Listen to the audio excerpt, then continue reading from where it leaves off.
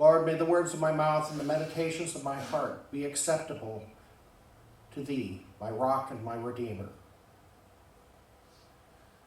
Well, yes, can anything good possibly come from Nazareth? There's at least one place like this in pretty much any country, in pretty much any state,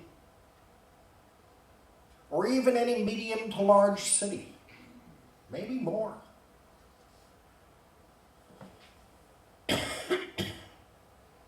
And you know, there's probably someone to remind everyone of that rhetorical question as well. Because judgment has already been made. Anything good? Surely in our contentious environment, the dripping sarcasm sounds familiar. You can certainly hear the presumption, the out-and-out prejudice in that thinly veiled sarcasm.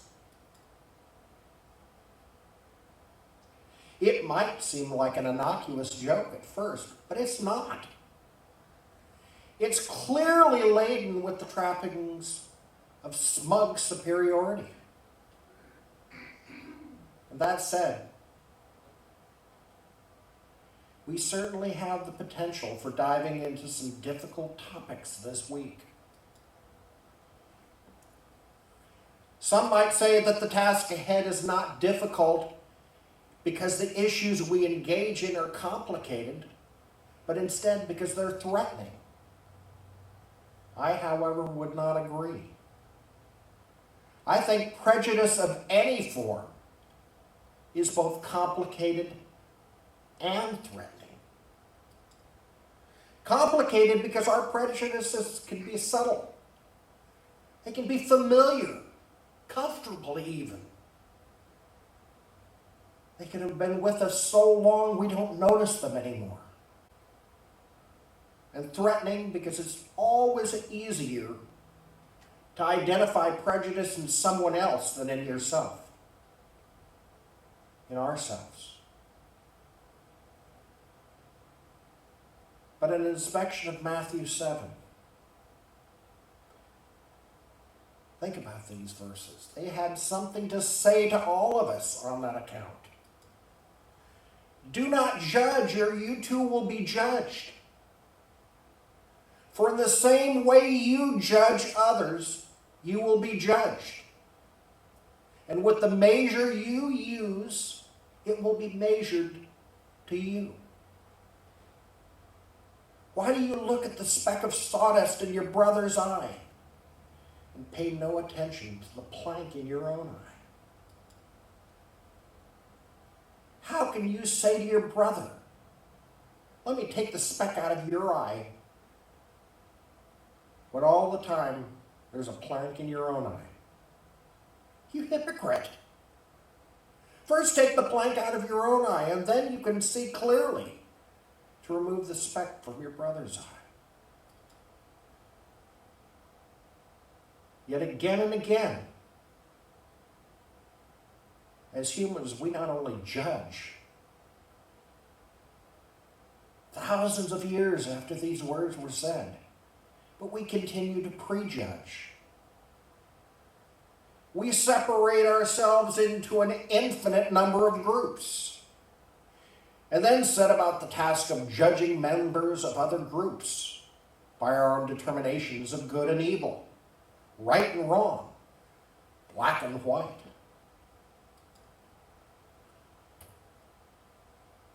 And you know, if truth be told, most folks have some pretty entrenched positions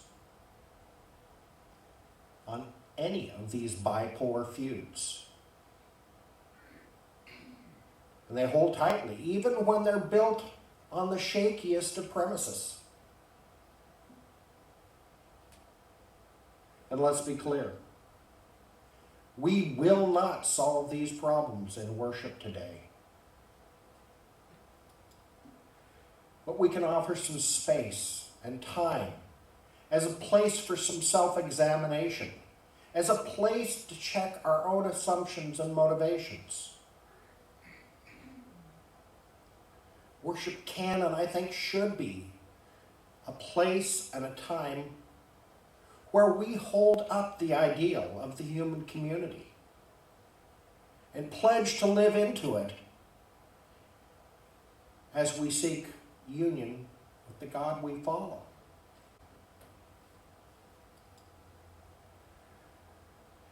This is true because sometimes worship confronts us in our sinfulness. And at other times, worship offers us the grace and the healing that we might find a way forward, even when it doesn't seem very visible. But for that to happen, today or any time, we have to check our sarcasm at the door. We have to realize how hurtful a little joke like the one we began with today might be to a person or to a community. And we have to examine our own prejudices for what they are. A prejudice isn't always a bad thing. I grew up in the desert in the eastern part of Washington. And there were many natural dangers, as well as those of my own making. You see, I rode motorcycles, and there are really only 2 speeds on my motorcycle. Even though there are 3 gears, there are really only 2 speeds, off and on. Well, for those dangers,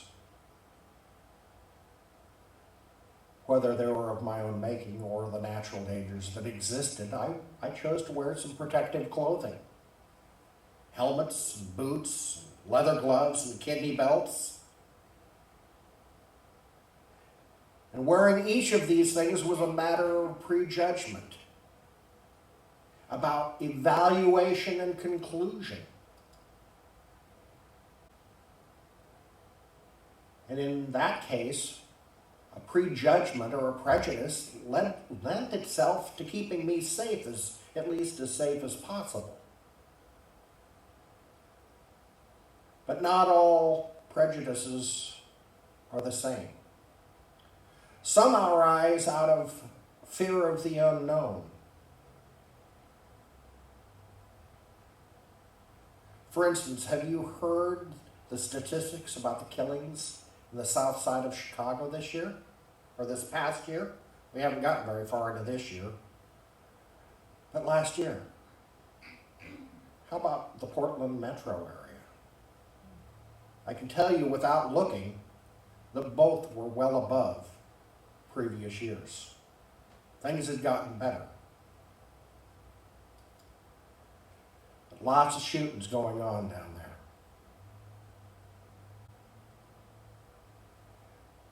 But because those things are true, should we believe that the same is true in our own community without evaluation, without looking around and digging in and finding out the truth? Do we design our policing efforts in our own communities around the things that are problematic in other communities? Or maybe instead, do we make our own critical evaluation rather than just letting prejudice get in the way? Do we make our own choices, including those choices to reach out to people that might be considered other in our little group? The neighbor. And to learn and grow through the experience? Or do we let fear rule the day?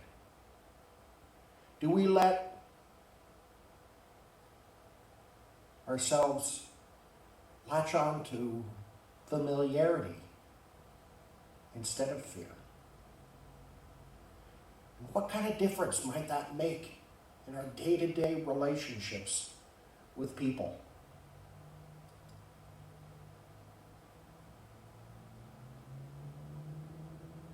It would be easy this week to focus on only the gospel message, but I think we need to look back to the Hebrew Testament message for a few moments, because this story leads. It's a story about a boy and his mentor on the surface, but it's much more than that. It might be safe to say that the boy's mentor is past his prime. Maybe even that he's lost a step or two.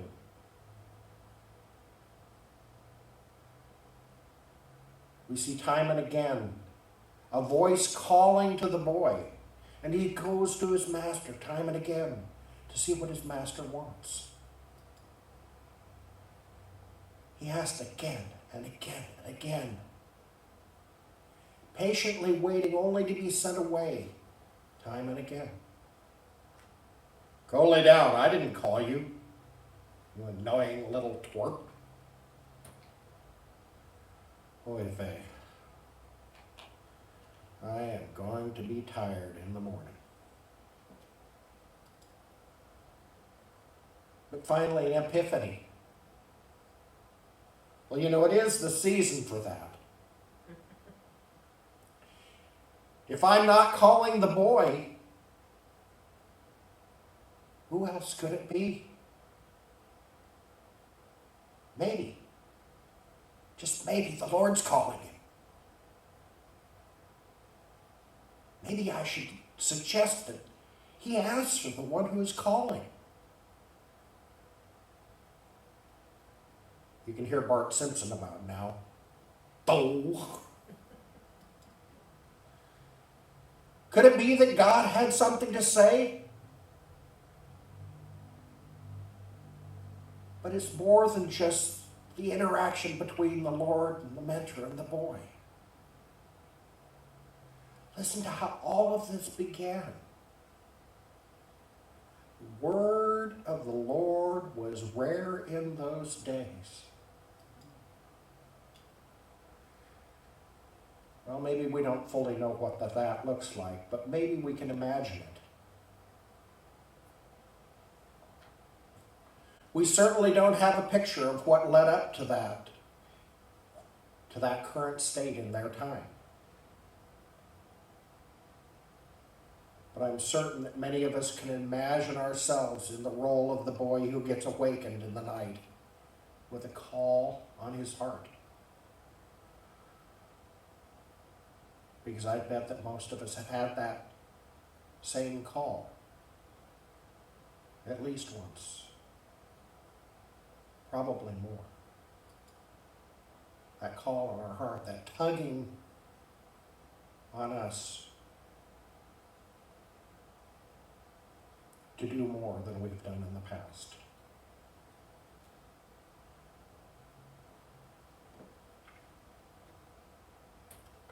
You heard such words this past week in my message, when a whole segment of what I had to say came to me as an interruption of my sleep, accompanied with a great sense of urgency. And I've heard enough stories to know that my experience wasn't unique. Surely of our postmodern age, we can say that the word of the Lord is rare as well. Here in the Pacific Northwest, we live in the none zone. And on the right coast, there's more and more of the same. The none zone is an area in which the majority of people, when asked about their religious affiliation, would say none.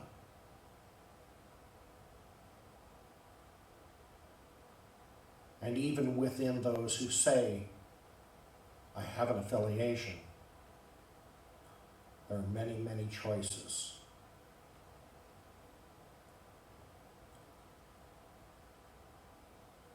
So here, and on the right coast, the eastern seaboard, the word of the Lord doesn't seem to be heard nearly as much and more often.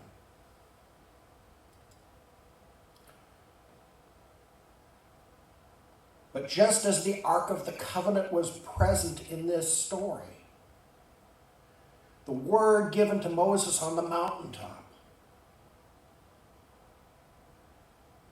the word of the Lord is still with us today. And more now than ever, it's available in familiar tongues of people from all around creation. It's been translated into hundreds of languages.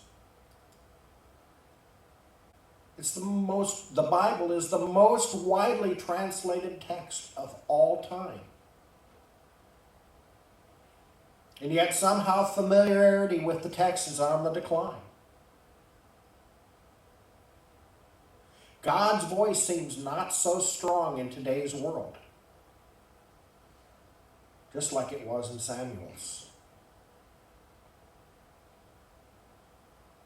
And so for Samuel, and for Nathaniel, and for ourselves, even though the call seems quiet, it still begs for an answer. And God's willing to call again and again and again.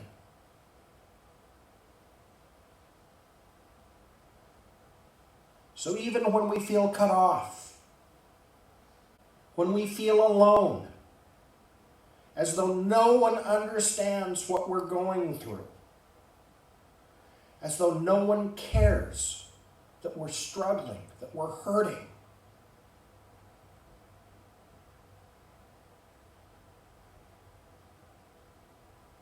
that kind of moment was very real for me in my seminary classes.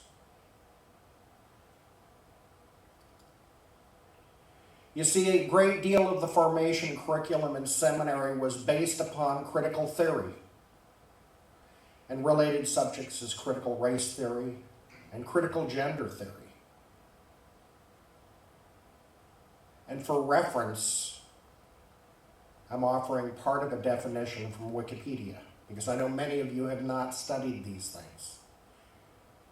It says, critical theory is a social or political philosophy related to the Western Marxist philosophy of the Frankfurt School. The critical theory focuses on reflective assessments and critique of society and culture in order to reveal and challenge power structures. Phrases such as white privilege and white supremacy were thrown around as if both profoundly telling and scientifically accurate. It is even stated in that class that all white people are, without exception, white supremacists.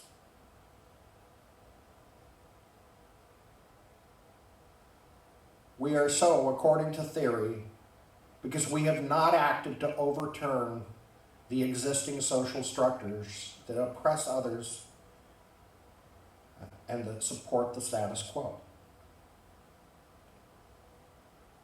And we are thus irrespective of any personal belief or action taken within the course of our lives.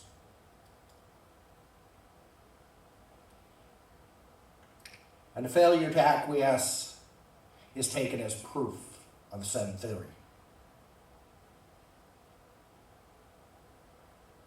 So yes, I have a clear understanding of what it means to feel cut off, to feel misunderstood and even ignored.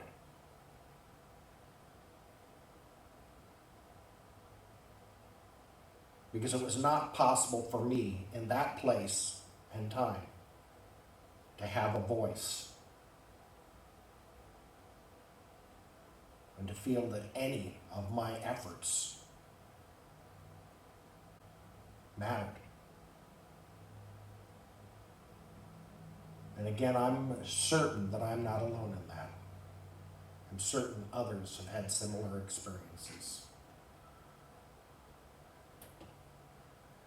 And I surely know why one would want to remain at arm's length and to protect oneself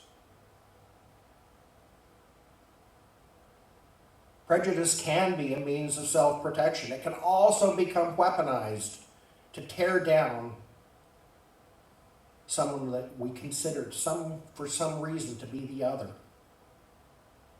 To claim them hopelessly irredeemable. I've always heard that the seminary experience challenges assumed religious assumptions and identities.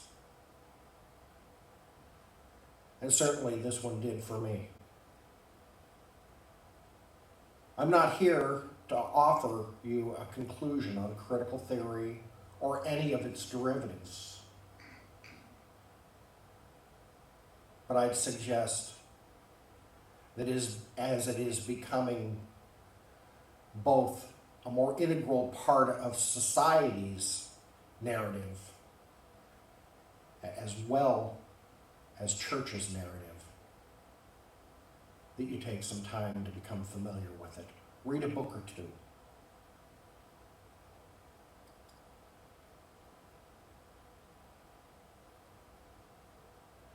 But I will also say, however, that I believe we're called not to look for our Christian theology in secularist theories.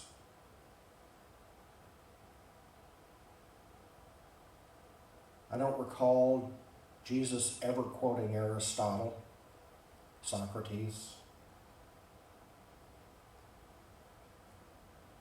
I believe that God calls us all to oppose the negative effects of prejudice, though, both individual and systemic.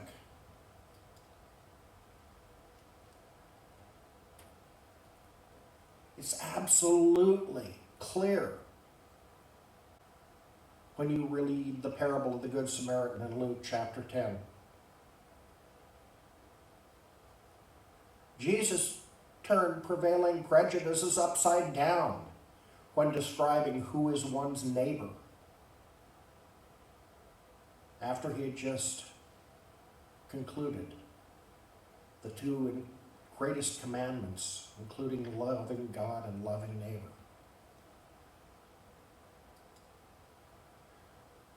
Whatever the social theories or any other petty reasons we might have for holding on to harmful prejudice, though it's clear that it's not something new, even amongst those for whom Jesus would call his disciples. You can hear the sarcasm, the prejudice in Nathanael's voice. He had some growing to do.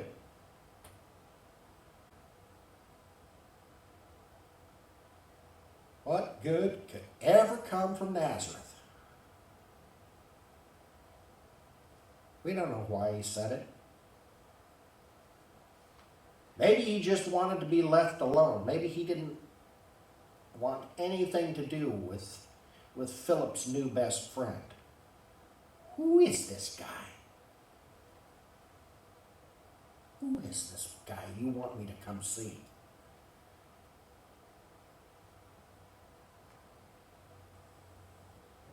And maybe it was true. Maybe that the thought of anything of significance coming out of Nazareth was fully beyond his imagination, his religious imagination.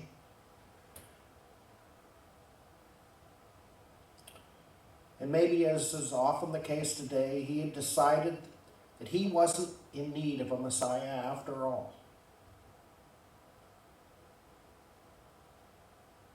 He was doing just fine on his own. Here's the question for the day, though. Was Nathanael really doing fine on his own? How about us? Are we really doing fine on our own, or at least most of the time?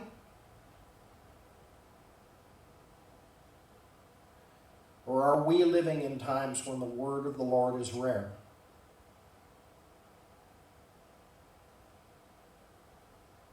And if so, what can we do What can we do individually?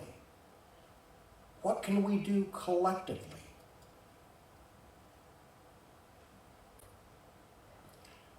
Nathanael asked, maybe even rhetorically, what good could ever come from Nazareth?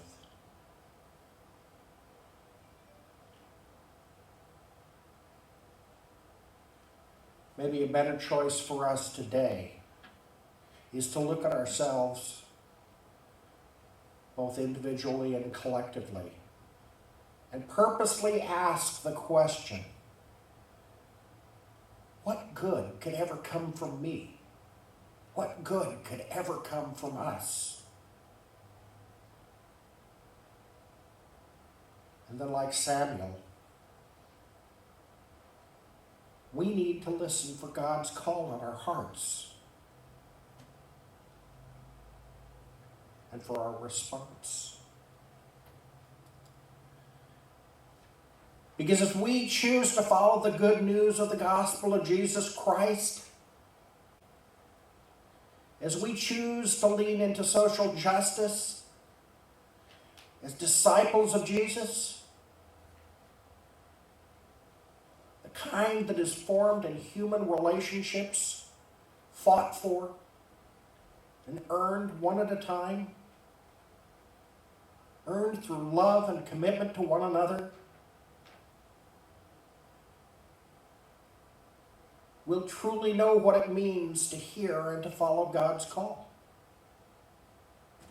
There are certainly many reasons we know that that call doesn't include harmful prejudice.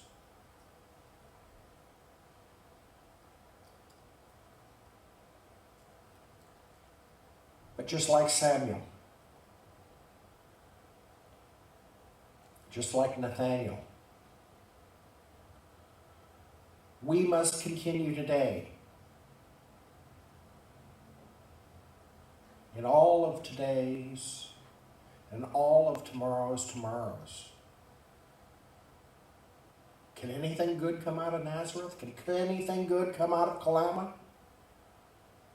Can anything good come out of us? I'd have to say yes. Yes, indeed.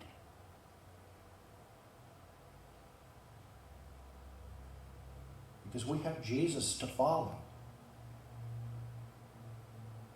Jesus who is Messiah. Jesus who is Redeemer. Jesus who is friend. Out of the darkness of this time when it seems particularly difficult to hear God in the world around us, we can still hear that still small voice that calls us by name. So yes, if we listen, and if we remain ready to follow, out of our church, which is filled both with hypocrites and sinners, we can find family and community, the kind that remakes us in Jesus' image. With certainty we can.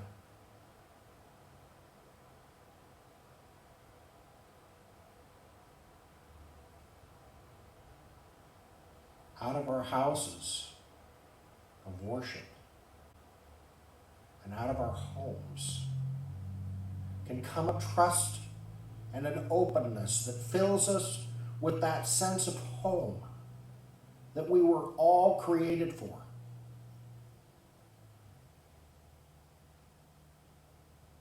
And through that power that we take on, the power of the Holy Spirit, which fills us and indwells us,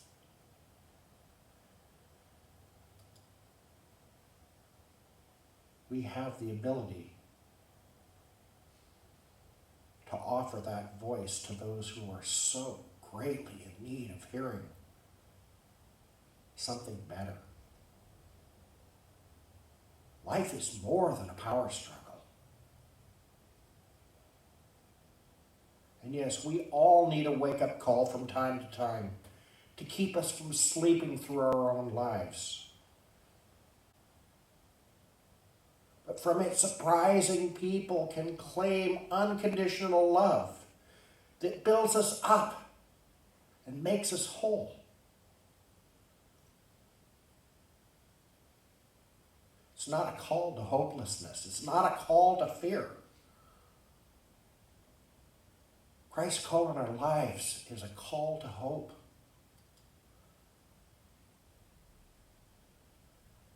So I ask, speak, Lord. Your servants are listening.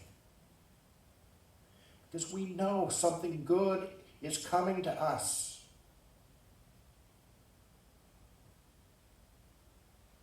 Or maybe even more rightly, something good is already amongst us, and we just have to listen, to hear. It's our time to claim it. And our time to be what Christ has called each and every one of us to be. Amen.